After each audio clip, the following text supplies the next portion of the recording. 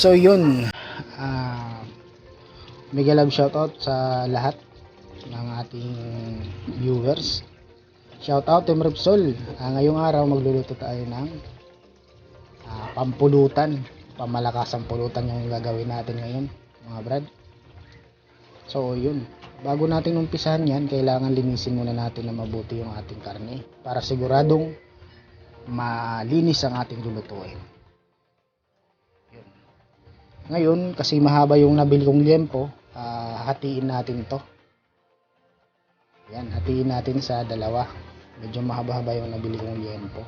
Bali yung binili kong liempo, 3/4 lahat po yan. Ayan, magkita nyo nahiwa na. Ngayon, imamarinate natin ito. Yan, lagay ako ng kalamansi. Yan, mga 10 kalamansi nilagay ko dyan.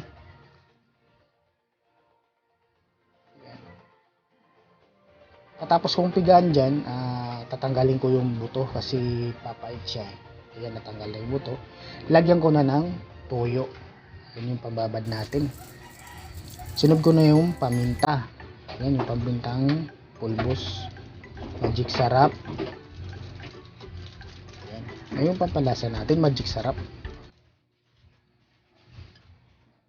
Yan, haluin lang natin to ng mabuti para manuot ang lasa ng marinate sa karne. Yun, pang malakasang pulutan to mga brad. Yan, naglagay din ako ng asukal para hindi gaano maalat yung ating marinate. Yan, hinahalo-halo ko lang. Tapos dito, imamarinate natin to ng kahit mga 1 oras o mahigit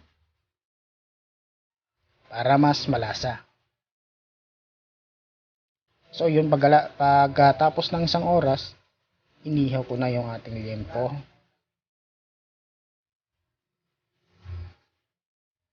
Ayan, kung makikita nyo, talagang kumapit na yung ating marinate dyan sa ating liempo. Kasi 1 oras nating binabad. Ayan, baliktarin natin. Ayan, kung magluluto kayo ng inihaw, huwag masyado yung sunog kasi pangit, mapait. Yung tama-tama lang. Medyo nag light brown na siya, basta mataas yung apoy niya, luto na yan. Ayan, kung makikita nyo yung ganyang kulay, luto na yan. Yan, kaya tatanggalin na natin ito. Social pala yung lutuan natin dyan. Ihawan pala. Ayan, pagkatapos ihawin yung liempo, iwain natin ng maliliit yung pahaba. Ayan, nilalagay ko lang sa bowl. Ayan, ganyang hiwa lang. Ayan, naka-fast forward na yan. Ayan, tutuloy ko lang to sa paghiwa hanggang matapos. Pamalakasang pulutan to ngayon mga brad, kasi Sabado. Kinabukasan, Linggo, walang pasok, pahinga.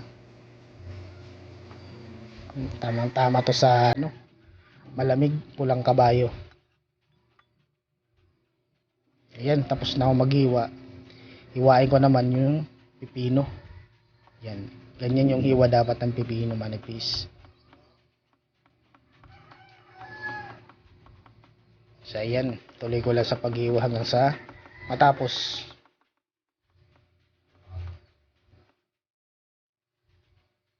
Ayan, hiwain ko naman yung kalahati.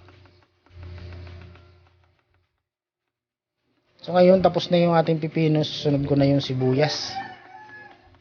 Yung puting sibuyas yung ginamit ko dito. Ayan. Ako, napakasarap na pulutan nito. Sunod, lalagyan natin ng siling green at saka siling pula para malasa. Medyo maanghang yung ating gagawin na pulutan. Yan. Lagyan natin ng asin. Yung ating pampalasa, lagyan na natin yung ating siling green at saka siling pula. Siling labuyo. magpapalasa dyan. Tsaka lagyan natin ng kalamansi. Yun yung pang ano dyan, pampasarap, malinamnam na pulutan. Ang ating sinuglaw. Yun, ilalagay ko na yung hiniwa nating sibuyas. At halu-haluin lang ito ng mabuti para manuot yung lasa. Yan. Kung makikita nyo, sarap yan ng pampulutan.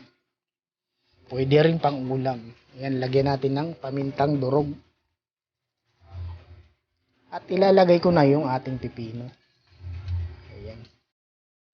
Yan talaga yung nagdadala dyan, pipino.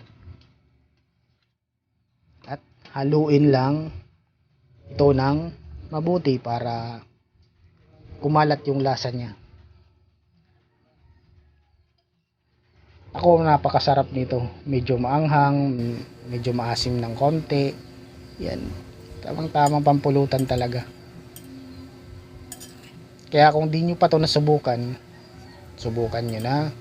Dahil ito yung pamalakasan na pulutan. So yun guys, may nag-request kasi sa nating viewer na dapat daw magsasalita ako, kaya ito, nagsalita na ako.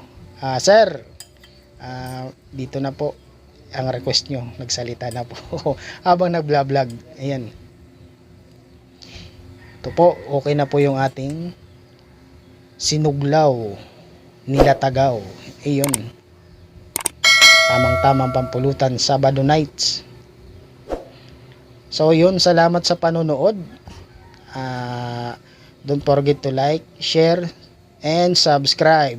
Bye bye.